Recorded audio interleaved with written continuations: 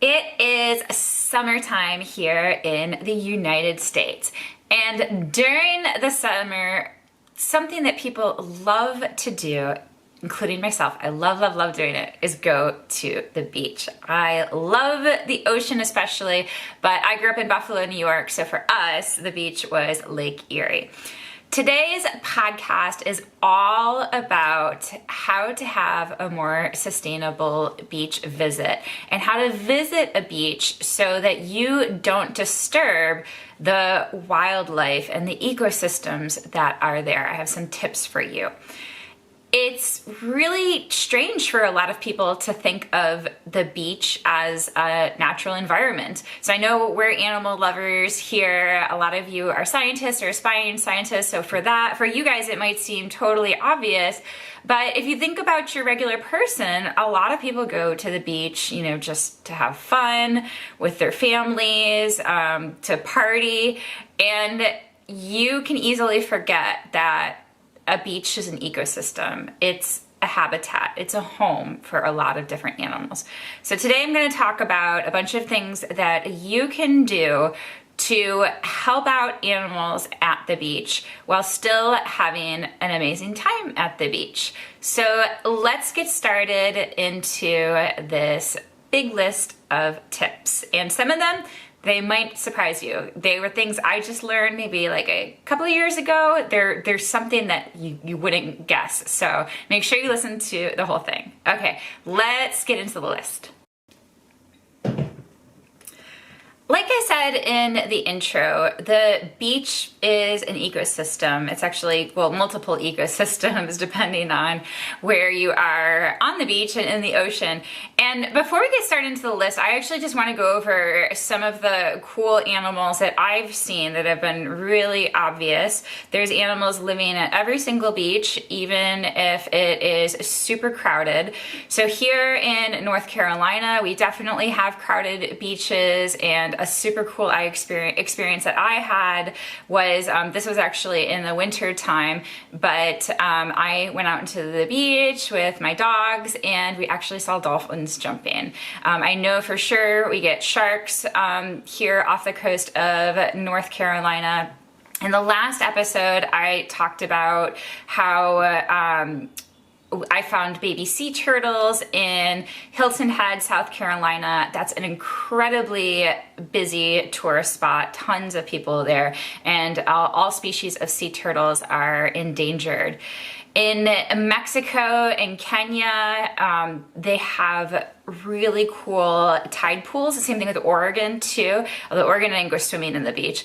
But so when the tides go low, it gets captured in these, water gets captured in these little coral features, and all sorts of cool animals come out. I've seen eels, so many beautiful tropical fish, starfish, sea urchins, just so many beautiful things. When I went to this beach in Cartagena, Colombia, it was so crowded. Actually, that was probably the most crowded beach that I went to. And still, I think I did bring my goggles, yeah. I brought my goggles, and still, when I went underwater, even though there were so many people, I saw beautiful tropical fish, and there were like these little coral fragments.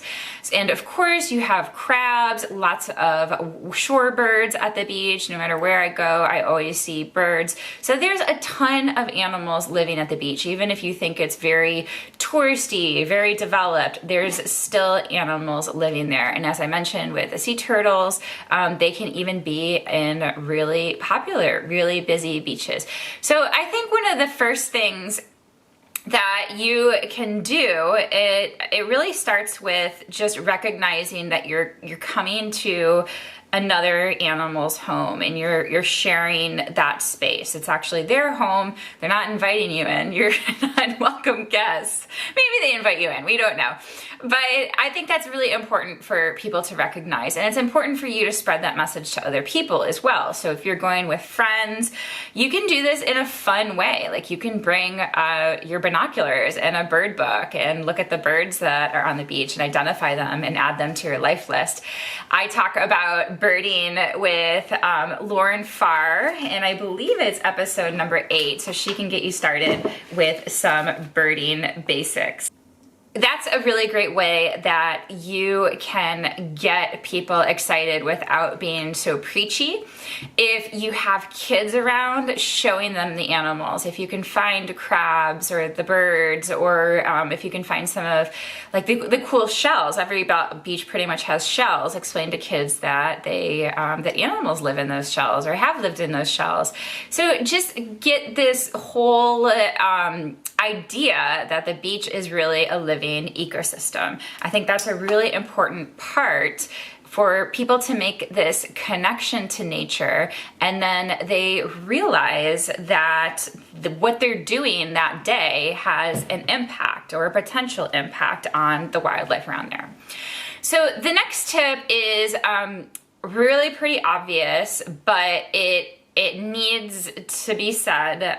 You guys probably aren't doing it, but a lot of people do it.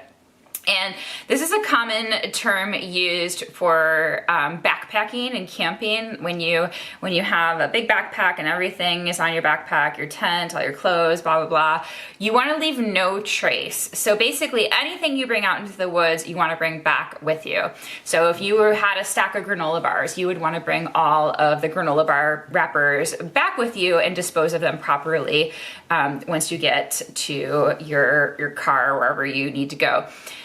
I think the same thing for the beach. Even though they have garbage cans on the beach, so often, I mean, the beach is so windy usually, so often you see things blow around and get out of those garbage cans. So an easy thing that you can do, especially if it's plastic stuff, is just bring a trash bag with you. Like, and it doesn't have to be like a real trash bag. It can just be like a little bag, and put everything that you are using for that day and discard it and bring it home with you, or bring that stuff home with you at the end of your trip and throw it out more inland. Because like I mentioned, things escape even if you dispose of things properly at the beach. A lot of like wrappers and little things can escape and make their way into the ocean through wind. So if you can bring it inland and it gets buried in a not a compost pile, landfill, then it doesn't have any chance of getting to the beach. So I just want to give you one statistic. And actually, when I went to Hilton Head, in addition to finding sea turtles, I found so much junk on the beach. And some of it actually I just used. Like, I found somebody left I remember it was like washed up in sand. Somebody left like this boogie board. They left 3 big beach-sized towels and a cooler. And I took all that stuff. I still use those towels. I just wash them. I mean, they're not like, the best towels, but I use them for cleaning up messes, things like that. So you can also pick up after people, and you might be able to find some useful things as well. But this one statistic was that over a Memorial Day weekend, people visiting Virginia Beach left 10 tons of trash, and this was just in a single weekend. So just make sure you're cleaning up your own mess, and then if you can, unfortunately, because not everyone's responsible, if you can help clean up everyone else's mess too. The next tip is probably one you're familiar with, but I need to reiterate it. Don't bring plastic to the beach, especially little plastic parts if you can. As I've mentioned, these things can get lost and make their way to the ocean. Things like plastic bags, sea turtles think that they are jellyfish, they'll ingest them. There's been multiple stories of whales with plastic bags in their stomachs, and that has contributed to their mortality. Like, literally, so much of their stomach was contained with plastics and trash that they died. So if you can bring anything that, well, first of all, don't bring that stuff in the first place, and then if you can bring stuff to help you reduce the amount of disposables that you'll use at the beach, that is something that really helps out too. So when I travel abroad, I can't drink the water, so instead of buying bottled water every place that I go, I bring a Pen with me, or you can bring a water filter with you. And the Pen, I love them. They're so cool. I have a link to one in my show notes. I did a blog post about it. But basically, they're like this little wand, and it works with UV light, and you dip it into your water bottle, and it sterilizes the water for you. So you can refill and refill your water bottle with just water out of the hotel room or whatever. And I know this isn't the greatest. Like, people talk about how gross it is to drink hotel water and everything. You can also boil water if you have access to a stove. But I feel like for the short time that I'm there, whether it's a few days or a week, it doesn't matter. And I would, again, rather not use all those plastic water bottles and bring stuff that can be reused. If you're doing snacks instead of like granola bars that have lots of little plastic wrappers, you could bring things that are in bigger bags, so maybe like a big bag of trail mix, or you can bring things that are completely biodegradable, like apples, bananas, produce like that is really great to have at the beach. And if you don't need a straw, then don't take straws. If you do have to do takeout for something, don't use disposable straws unless you need it, if you have a disability or something, because, and it's, if you listen to the last episode I had with Christine, the sea turtle biologist, it's not that plastic straws make up so much waste. It's just that for most people, it's totally unnecessary. We don't need them. So she is the biologist who filmed the sea turtle with a straw up its nose. It was having problems breathing, and it's a famous video that went viral as they took the straw out. So again, for people like myself, if I go and I get a drink, I'm drinking that drink for a half an hour, and then that straw is on the planet for forever. Plastic doesn't decompose. It just goes into these smaller bits and pieces. And this not only affects the wildlife's health, it affects our health because it breaks into smaller pieces and then ultimately ends up in the food chain, either through us consuming animals like fish, or in water. And there's one study that said that we consume roughly about a credit card's size worth of plastic each week. So if you don't care about animals, but I know you do because you're listening to this podcast, so I know you care about animals, but for those people, maybe you're talking to people who don't care about animals, you can get them to hopefully care about themselves and their own well-being. Okay, so bring your own trash bag. This is from a blog post. I'm scanning over the tips as we talk. Pick up litter during your stay, even if it's not you. If you are really dedicated, you can participate in beach cleanups. There's a lot of organizations that do them probably like quarterly, maybe more frequently. But every little bit counts. You don't know what animals are going to consume it, so anything that you can get out of the ocean is helpful for wildlife. Something that people don't really think about as being bad for the environment, but actually is, and I actually learned this somewhat recently, is cigarette butts. There is plastic in the filter, so they're not fully decompostable. So a lot of people think you can just, throw them out, and they will, they're tobacco, so they will, and paper, and they will just break down, but there are plastic pieces in the filter. So definitely don't do that. Okay, so the next tip is all about what we put on our skin at the beach, and this is also a helpful tip for your own health as well. So this is all about sunscreen, and there's also, I actually did a whole episode on sunscreen. I'll link to that episode, but basically, there are a lot of factors that contribute to the decline of coral reefs. So coral reefs have been suffering in the past few decades. The Great Barrier Reef, there's a story about I think 50% of it being bleached And with all this attention that's been focused on sunscreen, some scientists are saying that the sunscreen is not that big of a deal because there's actually, let me take a step back further. I'm getting ahead of myself. Okay, let me explain what the issue is and then I'll get into that. So the sunscreen that we put on our skin has two ingredients which are especially harmful, oxybenzone and actinoxate. I think that's how you say it. Oxybenzone is the one that I'm most familiar with and I've done the most research on. But this is linked to some potential some potential human health issues, but has also been linked to laboratory studies that show that it kills coral reefs. But as I mentioned, scientists are unsure of the level of impact that sunscreen actually has on coral reefs.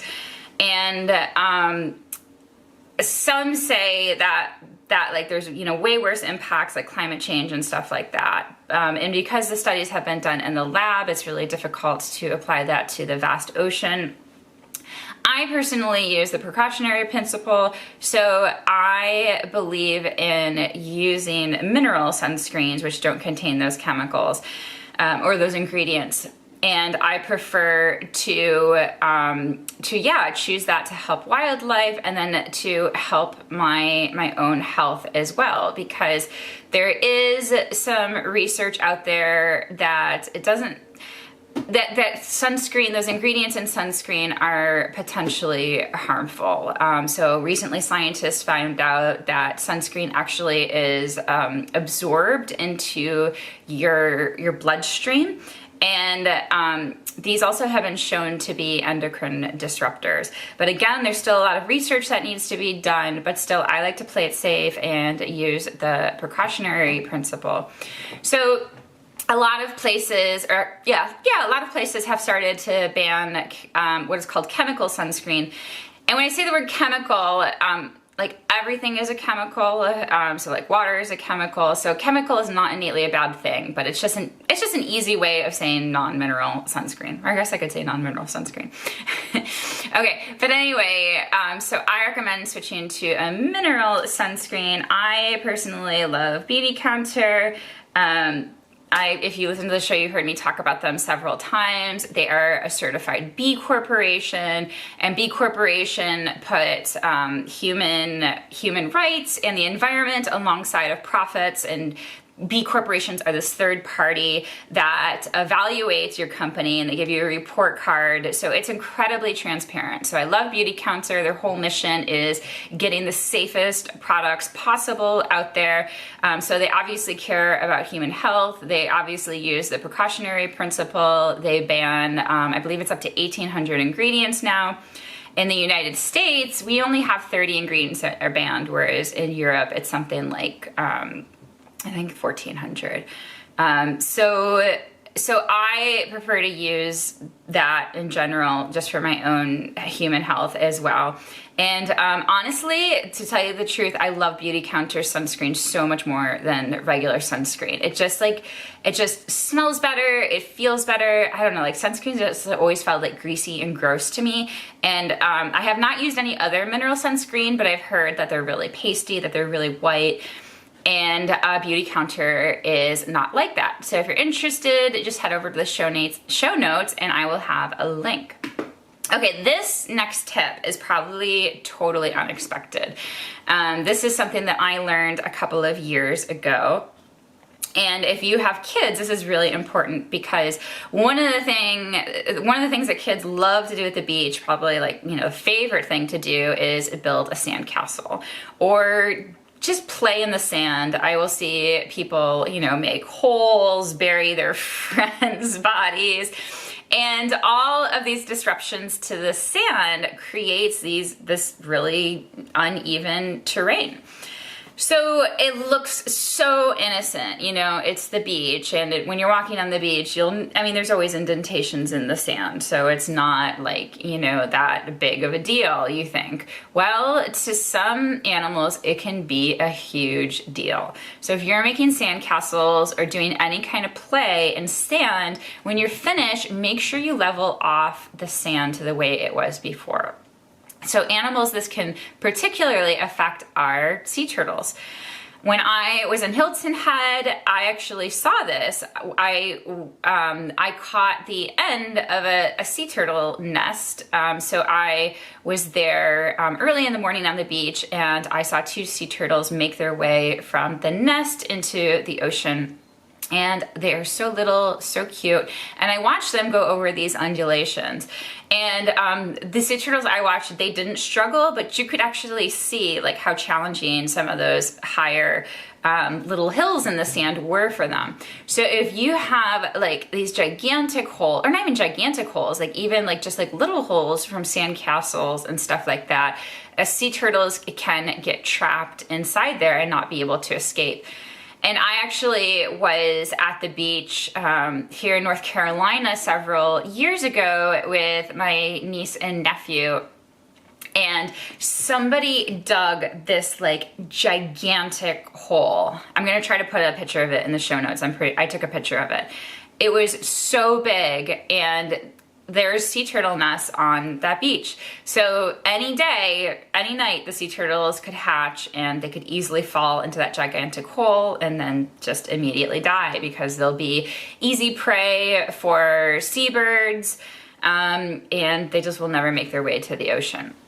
So make sure you level stuff out. My niece and I tried to, as best as we could, fill it back up. Honestly, this hole was so deep. It was really difficult to do that. Another thing you want to do is make sure that you read the signs and adhere to rules, because a lot of these signs are meant to protect wildlife. For example, going back to the sea turtles, they will actually designate where sea turtle nests are. So the sea turtles bury their eggs in the sand. So you can just be on this beach. It looks like a total normal beach. And then you will see usually four flags, or 4 posts, and they have flagging on them, and it will have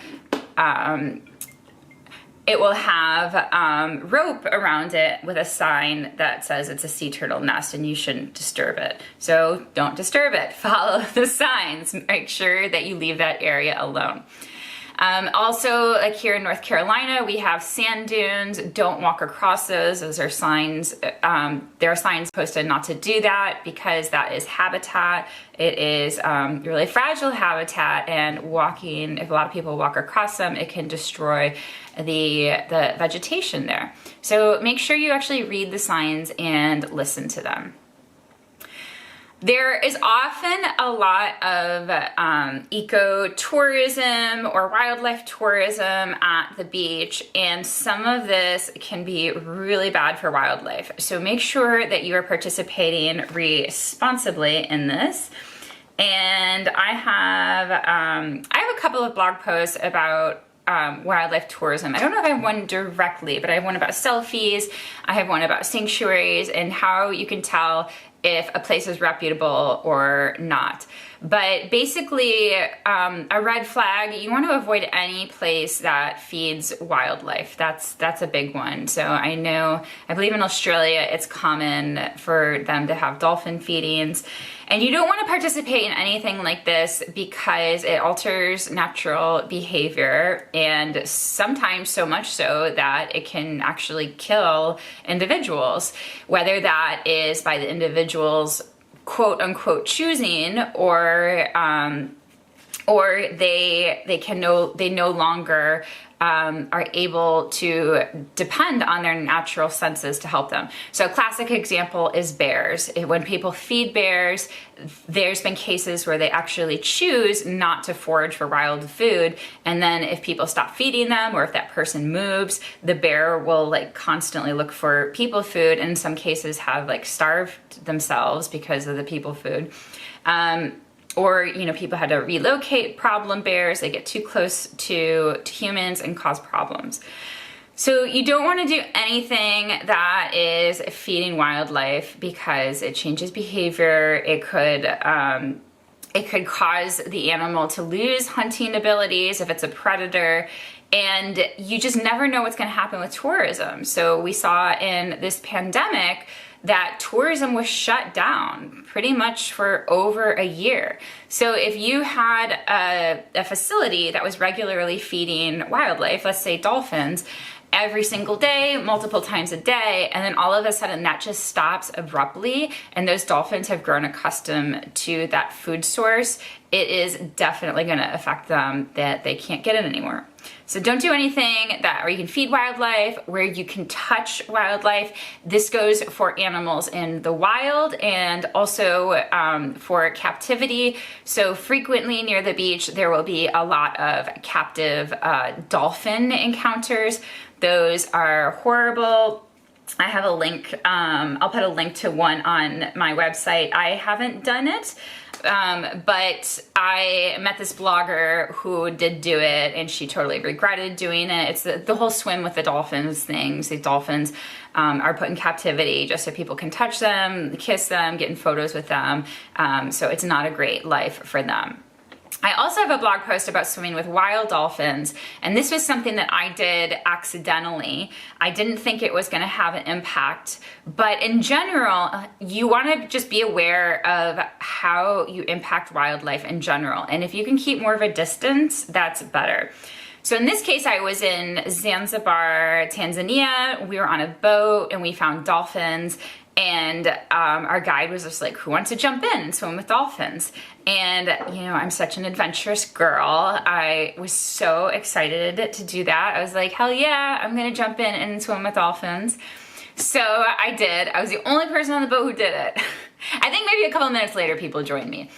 And it was super cool. Like at first I didn't see them, but then I went underwater and they were like all around me. It was amazing. But I later learned from a friend who's a marine scientist that wasn't the best thing to do. So I don't know if I necessarily impacted the dolphins, but say there was a mother and a calf, if I just jumped into the water, that could disrupt them, possibly cause a separation. There's just different things that you can do. So it's best to watch wildlife from afar and participate in the most responsible ecotourism or wildlife tourism that you can.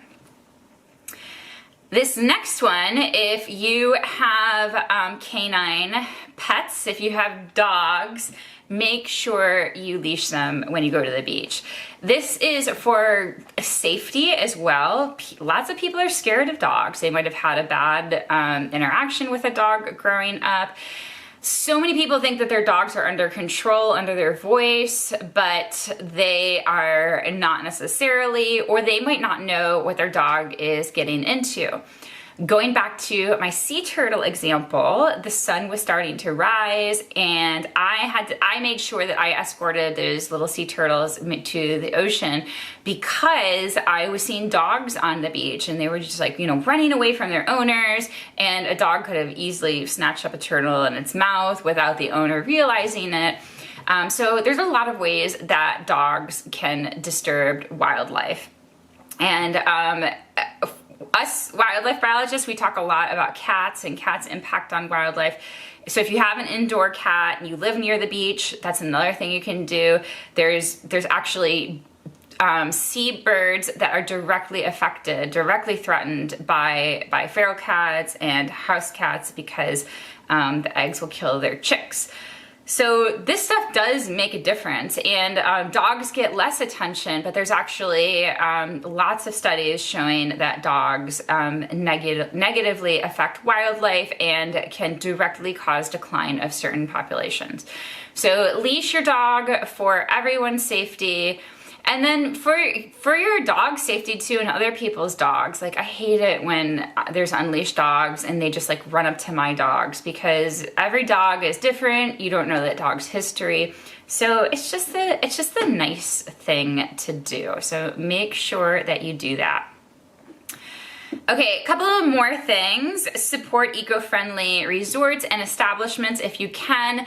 There's often hotels. Usually these are they're smaller places and more like rentals where they have a more eco-friendly setting and practices. So if you can support anything that does that, that's always better. So if you are in sea turtle nesting area, especially look for hotels that have sea turtle friendly lighting. You can ask them about their straw policy. Just try to support businesses that really care about the environment, their beach environment. And if you are eating at places or visiting establishments that don't, put pressure on them. So, tell them, if you're getting a plastic straw automatically, tell them, you live by the beach, or this restaurant is by the beach, can you please give straws only when people request them? Tell the servers this, or tell the servers to tell the management this. You can, of course, do emails, do social media posts, and tag the business, because it's a really important message that we need to get out there. And there are definitely people who need straws, people who have disabilities. So we do want restaurants to have straws on hand for those people, but we don't want the default to be just to throw straws at people who don't need them. So the more that you can do this, the more vocal you can be, the more this sends the message across. Also with single-use items in general, I went to beaches where I was at a restaurant sitting down and they just give you these styrofoam cups. And it's I'm sitting down in a restaurant. Why? I mean, I guess I know why they give away to-go cups, because people probably ask for them. But again, just say that's something you don't like, you don't want, and hopefully if enough people keep talking about this, then things will change. Okay, and this last tip is something that you can do before you even get to the beach, and this is to buy a sustainably made swimsuit. So instead of choosing a swimsuit that is made with new materials, you can get one that's made with recycled materials or eco-friendly materials. I've seen swimsuits that are made out of plastic bottles. I got my swimsuit from Prana. They're a company that really prioritizes sustainability. I am an affiliate of them, and they actually sent me a swimsuit, and I love it. It is so comfy. It's made of all recyclable nylon. It's gorgeous. It's super cute. So if you check the show notes, you will get to see me in a swimsuit. Which I know you want to see. No, but for real, you'll get to see this cute swimsuit. And if you're looking for others, they have a lot of great options to choose from. Thanks guys for listening. I hope you have an amazing time on your beach vacations. Remember that you are sharing the beach with animals who call it home. And if you can share this podcast with a friend or other people who are traveling, that would be fantastic, because the more people who know this information, the better it is for wildlife living at the beaches and beyond. Okay, thanks guys. I hope you have an amazing day. Be kind to animals and be kind to each other. Bye.